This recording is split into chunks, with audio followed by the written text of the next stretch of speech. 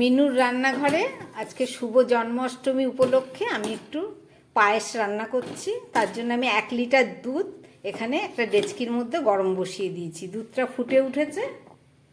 এবারে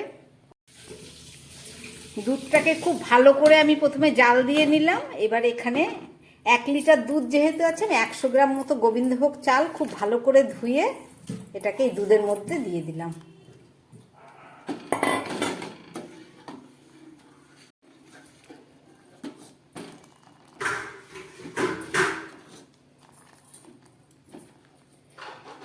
গ্যাস কম করে এবারে এই দুধটাকে কয়েক মিনিট মতো রান্না করে নিতে হবে, যতক্ষণ না চালটা সিদ্ধ হচ্ছে।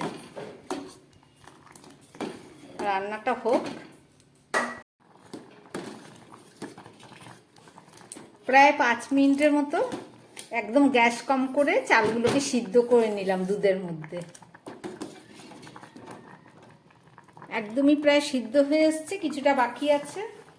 এবার আমি দিয়ে দিচ্ছি 2টো তেজপাতা, দিয়ে দিচ্ছি 2টো থেতো করা এলাচ, আর দিয়ে দিচ্ছি 1/2 চামচ মতো ঘি। সুন্দর একটা গন্ধ হবে। এছাড়া দিয়ে দিচ্ছি কিছুটা কাজু আর কিশমিশ ধুয়ে নিয়েছি, সেটা দিয়ে দিলাম।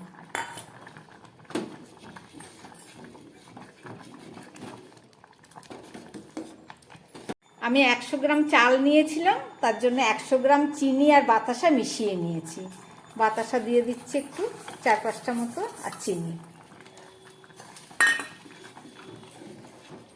খুব ভালো করে এবার এটাকে মিশিয়ে দিতে হবে।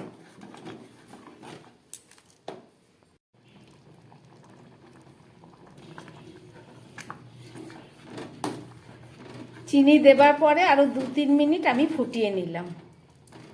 সব কিছুই দেওয়া হয়ে গেছে, আমার একদম রেডি হয়ে গেছে পায়েস। এবার আমি গ্যাস বন্ধ করে একটা ঢাকা দিয়ে রেখে দেবো। এর থেকে বেশি ঘন করলে আরও ঘন হয়ে যাবে ঠান্ডা হলে।